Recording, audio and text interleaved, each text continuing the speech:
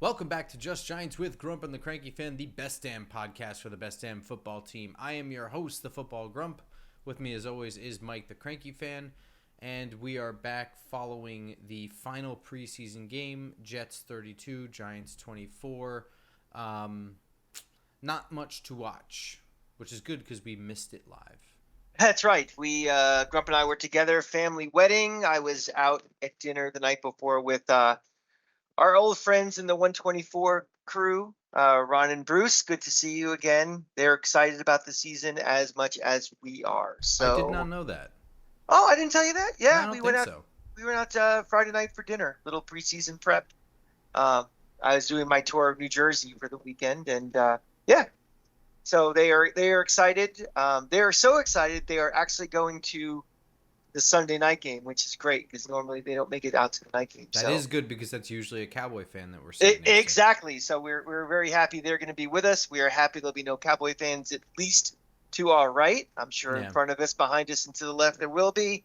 But we have the whole crew together in section 124, row 32 again. So with that, yes, we did not get to see the game live. We were, take a look on Instagram and see what we looked like a few hours into the wedding.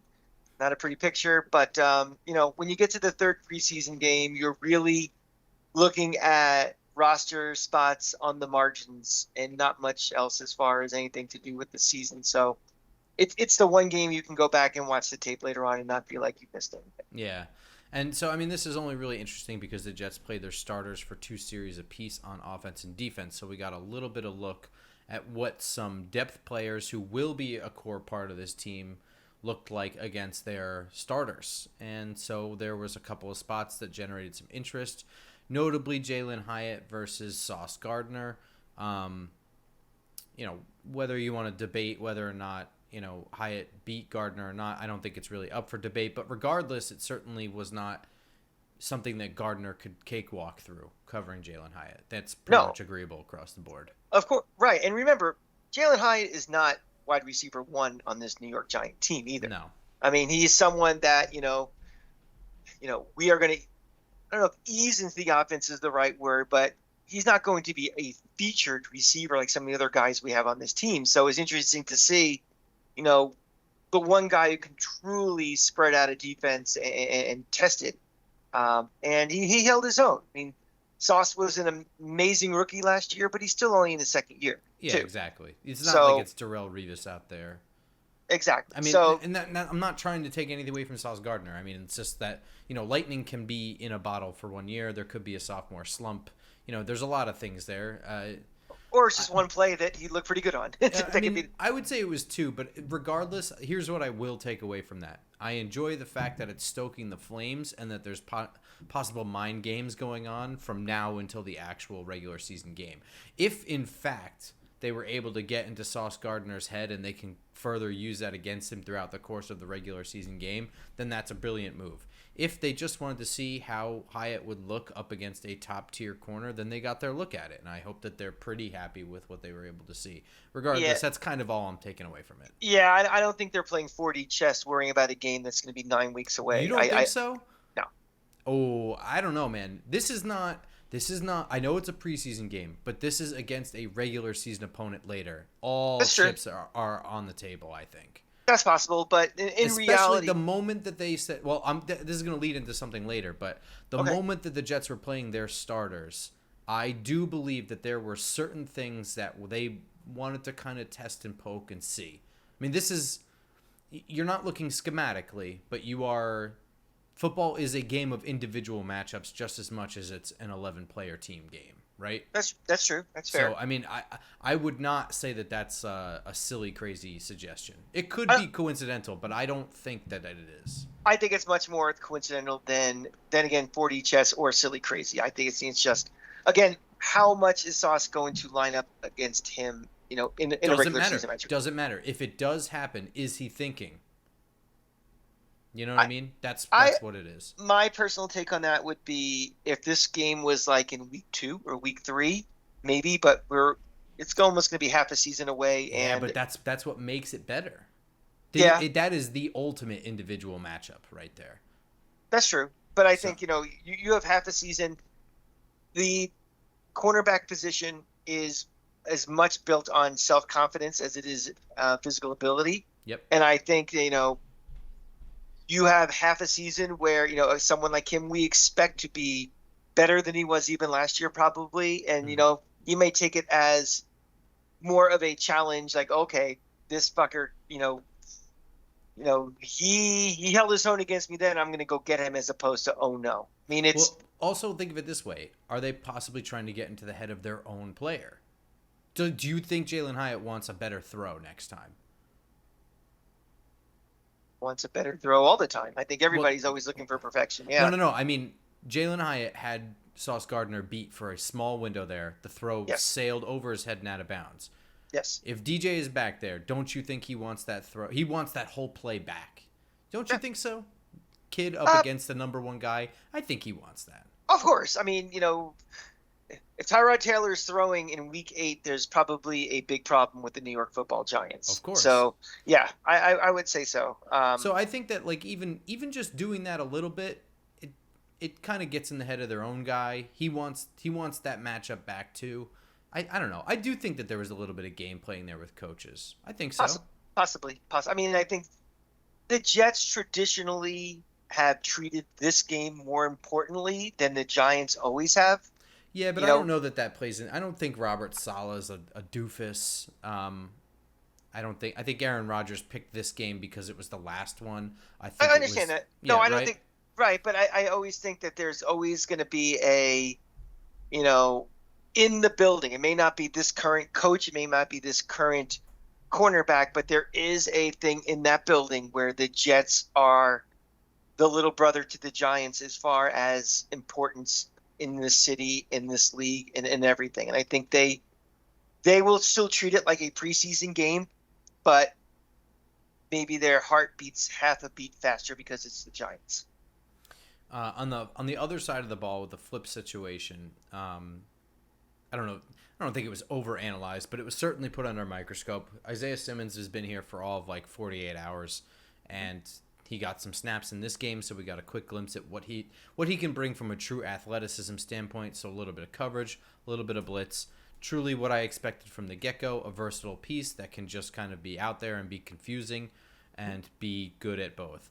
And at one point, he got pretty quick, lightning-fast pressure on Aaron Rodgers and tripped him up just enough for him to have to throw the ball away. Didn't get a sack, but ruined the play. More important than that play, I think that Aaron Rodgers was actually fooled by Wink Martindale's little play there. I think that, like, I want to say it was the play right before they did the same thing where it was like all those guys right up at the line of scrimmage, and they brought the entire house and they went to cover zero coverage, right?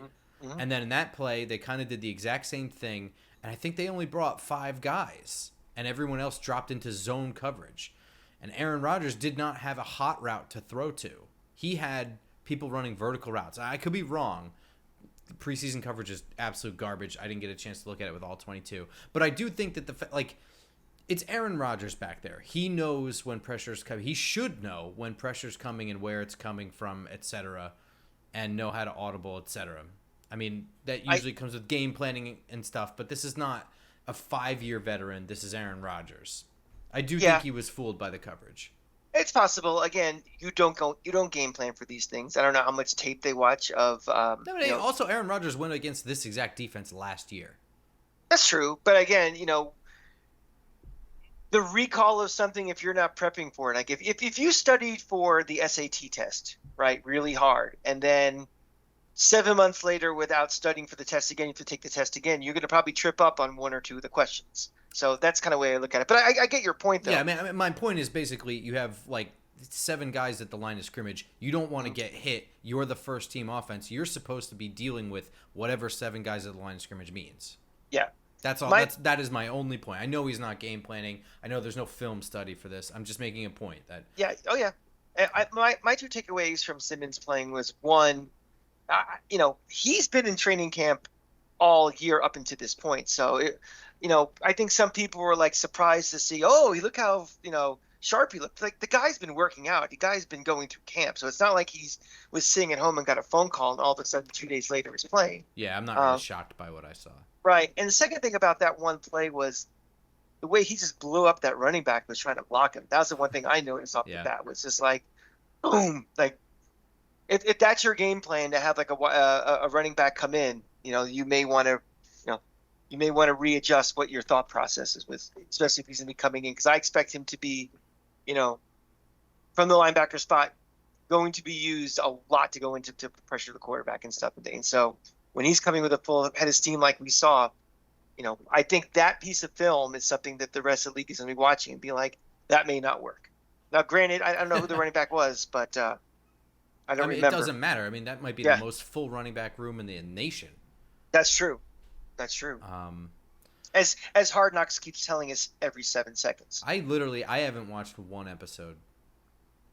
Am I missing something? I mean, it's just kind of fallen off for me over years. I mean, Hard Knocks it's the same game plan it's been for the last 15 years. It's, after about about the 4th season, all it is now is everybody knows the camera's on them. So you have the guys who are obviously mugging for the camera. It's the grumpy old quarterback who's trying his hardest to have any little bit of personality. They have the rookie, talent show. They have the one family from the run rookies probably not going to make it. It's the same shtick over and over again. I mean, to the Jets' credit, they appear more professional. They did when they had Rex Ryan as the coach, or any other idiots that they've had before. But hey, it's August. We are dying for football. I was getting ready for a wedding. It was on, and that's probably about it. I wasn't judging you. I was just curious. Oh, yeah, you can judge. The only other things I got out of this final preseason game, I was looking to see who would separate themselves in the good way or the bad way. I think Jashaun Corbin now, with 3 good preseason games and from what was reportedly an entirely good preseason camp, I think that he might have earned himself a roster spot. And I don't know how any Giant fan can look at what they saw and be okay with whatever our backup tackle situation is. It is horrendous. It's bad. Yeah, remember we did our show last week, our roster projections. I made a note that look to get swing tackle after cuts. And again, the pickings will be slim, but I think those pickings will still be better than the nose pickings that we have backing up, Andrew Thomas and Evan Neal right now. Because I said it before, we don't have NFL quality tackles on this roster backing up. That was some brilliant wordplay. Thank you. Yeah. Thank you. And just because Matt Peart's been here for a couple of years, he's never shown anything of anything. He's looked awful, and I at this point, I think you look at the waiver, and maybe it's not even the waiver wire. Maybe we have to make a trade. We're back to our normal allotment of draft picks. Maybe you have to invest 1 or 2 of those draft picks to get somebody in here, because again, Andrew Thomas we know is a stud. Evan Neal we assume is going to improve.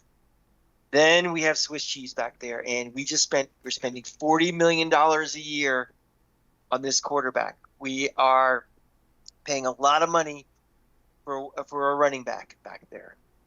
And, we can't afford to get those guys killed. Yeah, and, what's funny is the only other things that I saw from the offensive line in that game was, the newcomer Harlow. I think it's Spencer Harlow, Sean Harlow. I can't remember his first name. I thought he didn't look so bad, and this is the first time I got a really good long look at Shane Lemieux, and I thought that, well, he just kind of looks like he's still where he always was. And that's kind of where Harlow is. Like, they're both kind of like the fringe depth guys. And I think we're going to go through all these, but, from the cut downs that we've seen thus far, on my list for just the offensive line, that's Julian Davenport, Corey Cunningham, Wyatt Davis, Jack Anderson. So that's literally every offensive lineman except the starting 5, Thomas, Azudu, Bredesen, Schmitz, Glowinski, Neal, and then Phillips, Parrott, McKeithen, Lemieux, and Harlow. That's all that's left. So they in their first swing at the cutdown day, they axed all of the offensive line depth, and it's down to, I would say, they've wiped the plate clean, and now it's down to just the depth. And I think that's indicative of the fact that they are probably going to make a move. Those guys were so not going to make the roster. And that's a shame because there's guys that have been there for a little bit, like Corey Cunningham has been here for a while. We'd hope that we have developed something out of that, but I guess not. We were prepping the show, and I said that everybody who was on my 53 had survived this, pre-cut down cuts. Mm-hmm. I did have Corey Cunningham make the team, I have one casualty to my list at this point. But you are thinking exactly what I'm thinking. Is they are building. They're shaping this roster to bring somebody in, and I think it's going to be more than just, who got cut by somebody else. I think they're going to make a move to get somebody. Yeah, and I think while they did clean house a bit on the defensive side of the ball, like in the trenches, defensive line, they got rid of Kevin Atkins, Brandon Bryant, and Donovan Jeter. I think that's mainly because DJ Davidson might make the roster, and they're just set. I mean, it's really not much of a competition. I think it's the exact opposite problem with the exact same solution. Like, we might as well just get rid of these guys now. It's not even close. Do you want to jump back to offense for a minute? Of course. I want to talk wide receivers too. I think we glossed over that. Well, I wasn't glossing over. I was just kind of saying, like, the two spots they hacked at the most were the trenches. Oh, gotcha. But for completely different reasons. Gotcha. As far as I'm going to list all of the moves that we know as of tonight. This is Monday night at like 10:30. Bryce Ford Wheaton tore his ACL. He went to IR. Done. Chris Myrick broke his hand. He is placed on season-ending IR as well. Those guys are done. The rest were either had contract terminated, they're a vested veteran, waived, reserved, injured. Corey Cunningham, Julian Davenport, Colin Johnson, James Robinson, Jadon Mickens, Jack Anderson, Darren Evans, Wyatt Davis, Zion Gilbert, Kevin Atkins, Donovan Jeter, Tayshawn Bauer, and Brandon Bryant. Those guys are all gone. And that's not really a big surprise across the board. Bryce Ford Wheaton is an injury, so it's not a surprise. It's a pain in the ass. You hate to see that. That's a tough break because I had him. I went out on a little bit of a limb, and I thought that Wan'Dale Robinson would be coming off of IR in time for the regular season. He would be on the roster. But I had Bryce Ford Wheaton as the alternate in case they decide to put Wan'Dale back staying on IR for the time being. So, if he's not ready to play in week one, they're going to have to dig a little deeper than I was hoping for on my board. But, as of this moment, my wide receiver room is still clean based on the cutdowns. Yeah, and that was my one thing. And, quite frankly, that was based mainly because, like, every beat reporter, like, all at the same time were like, the Giants really like him on special teams. It was like over a weekend, like 4 beat reporters said the same thing. And they all said it like they've been saying it all along, and I don't remember that. Maybe they have. They could probably point to it. I'm sure, whatever. I just never took note of anyone saying that up until one moment. So I just threw him on there because, quite frankly, what we saw, I mean, I wasn't at practice all the time, and some of them are closed to the media anyway. Closed to the public. I didn't really see anything that separated him from other guys at all. Correct. In fact, I would say that Jadon Mickens was probably, and Colin Johnson were probably better shots to make the team. Even Jamison Crowder, who would be redundant. But what we're hearing now is that Wan'Dale Robinson seems very, very likely to be activated off the PUP list. So that covers that spot. And additionally, I would say that Cole Beasley's leg injury, he may be gone and called back in a couple of weeks when needed or something like that. I would not say that Beasley will be too far if he doesn't make it. If. Oh, I was going to say, do you feel like Cole Beasley, if he doesn't make our roster, someone's going to pick him up? Could be. I mean, it's one of those things like they may just keep him because I had him on my list. And part of my thinking was they didn't want to have him exposed to the outside world. Well, just remember that at 4 p.m. on Tuesday, a lot of wide receivers are going to hit the market. Why Cole Beasley? A 35-year-old. You know what I mean? I hear you. And what we saw, we were, zeroed in on him. But he didn't really – did he do anything other than one game?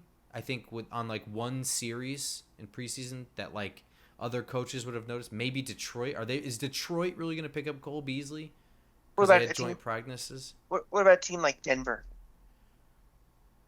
Yeah, Yeah, maybe. I mean, there are teams. Like we are not in need for a wide receiver right now, No, but I there are. understand that, but I'm But there, just but saying, why Beasley above all the other wide receivers that are going to be cut loose on that day? Denver needs a receiver bad. They're not going to take the middlest one. yeah, I don't know. I just feel like he's a veteran. He's a guy who can pick up a playbook really quickly, and maybe even if you just need him for a few weeks for something else, like somebody else that has a receiver on injury reserve and is not quite ready, and you just need somebody go in there. Here's the playbook. Figure this out by Sunday. You know. He also comes with some baggage. Yeah, yeah. Oh, Just listen, saying.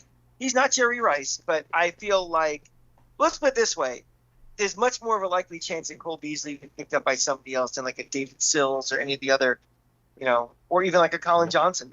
Why? Well, David Sills, I would say, based on what he showed in that last game, the fact that he's young and tall, he has measurable speed and he's young, and he has some decent tape. I don't know. Yeah, I don't know, man. I'm just saying I don't think that people are tripping over themselves. He was just sitting at home not that long ago. that's Don't true. forget that.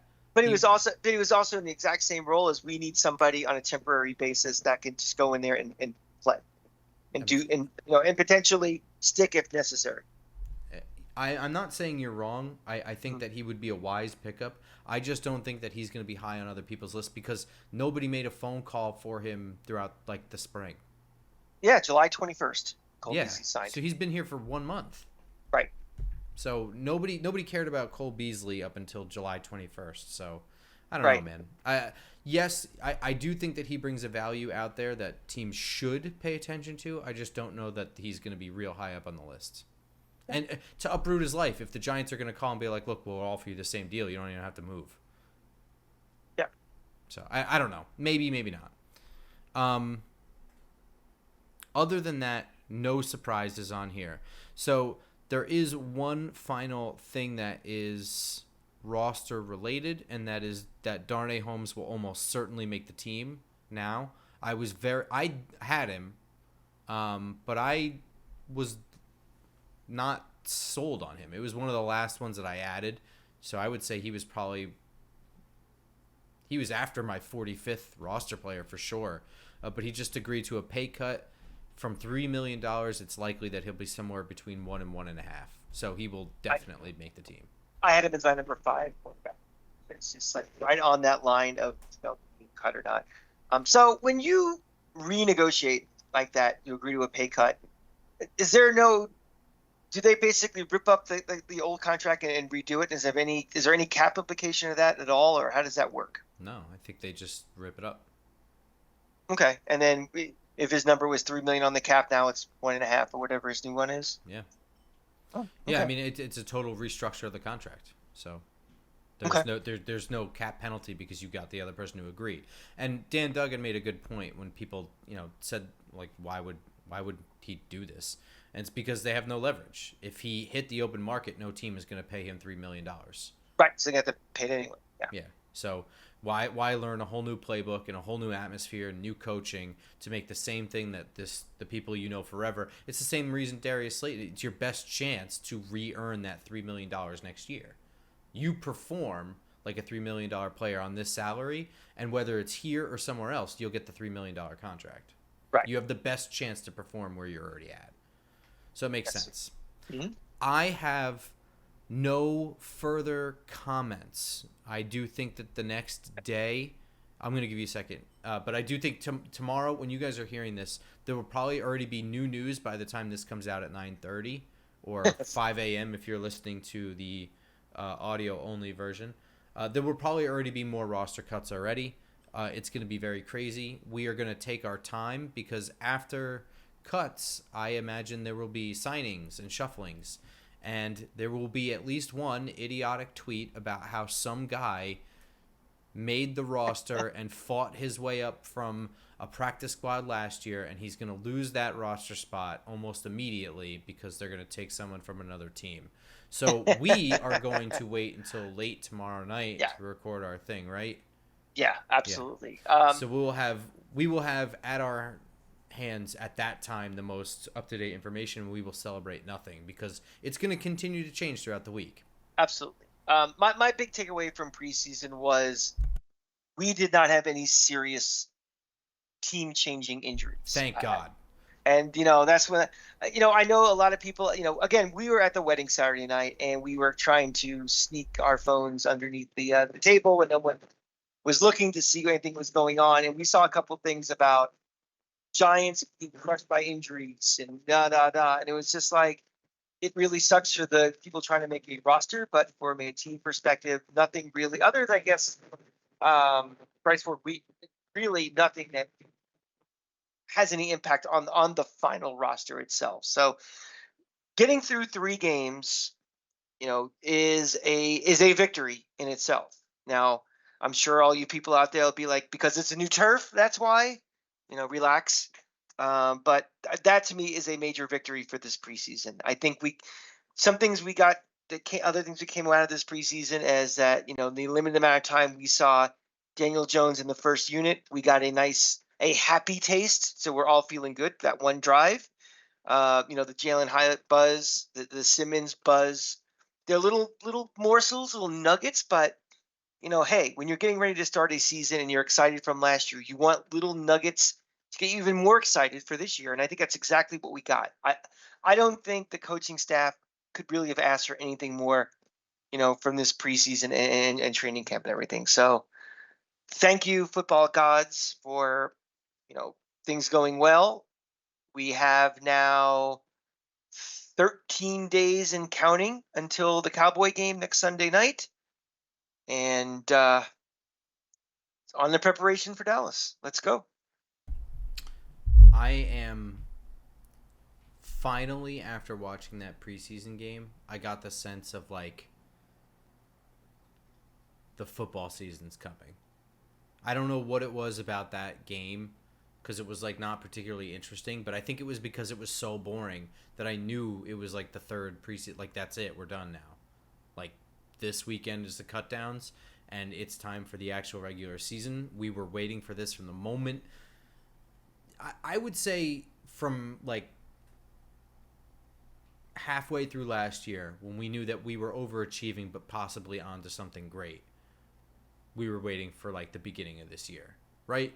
Mm-hmm. You feel that way like a little bit? We said it, and I'm sure if we went back into the to the archives, there was a comment that said, this is great, this is all kind of gravy at this moment, but when we get to next year, we're going to go in with a different mindset of not happy to be here. It's like, I'm ready to think of this season in totality of the start of something big for next year. And we're here right now.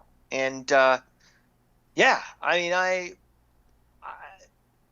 am ready. I'm ready for the season to start this Sunday. I mean, this week is a big week for me. I'm off to Utah for the Florida-Utah game. So my season starts Thursday, but this NFL season, this is the first time, this is my perception in a long, long time, that this team is ready to start on day one. Usually there's always question marks, like what's going to happen, on the offensive line, what questions about our quarterback, questions about new coach, questions. This feels like a team that is ready to start. There's always going to be things that are going to happen during a season. And again, we talked earlier about we're worried about the backup tackles and stuff, but those are kind of like potential things. But a team that's ready to go, you could tell just looking at the sideline, watching, and they showed shots of like Daniel Jones and just the coaching staff. This team's ready to get started. It doesn't guarantee anything, but it just means at least, they have a second year under the books of what the program is, the offseason program, the training camp program, and they're ready to go. And that to me is like, I'm ready to go. I'm chomping at the bit. I'm ready to go to that tailgate before the Cowboy game. I'm ready to get, sit with our buddies in 124. I'm ready for, they're running onto the field behind the smoke. I'm ready for the kickoff. I'm ready for Hell's Bells. I'm ready for, how many times they play a bad Guns N' Roses song. I'm ready for all that stuff. So let's Grump. Let's get to the Midlands now. Let's go to the parking lot. I'm ready to go. Ready to smash some beers. Yeah. I'm really excited, but we do have 2 weeks to go, so we're going to be doing episodes instead. So we will see you again tomorrow morning with updates to the Final 53, and then I guess one final time the next day. I mean, maybe we won't do that last episode if there's nothing to talk about, but I feel like there will be. Oh, I'm sure there's always a storyline or something. So, yeah, well, looking forward to talking to Grump and everybody who's listening to this down in the Tampa Bay area. There's a monster hurricane coming. Hopefully my house doesn't get blown away and none of your houses get blown away. So everybody who's listening down there, good luck in the next couple of nights and hope things go well for us down there. Yeah, absolutely. Everyone stay safe. And yes. That way you can listen to us tomorrow on iTunes, Spotify, SoundCloud, and YouTube. Just Giants. Follow us on Twitter at @football_grump, at the Cranky Fan, at Just Giants Pod. Until next time, go Giants. Go Giants.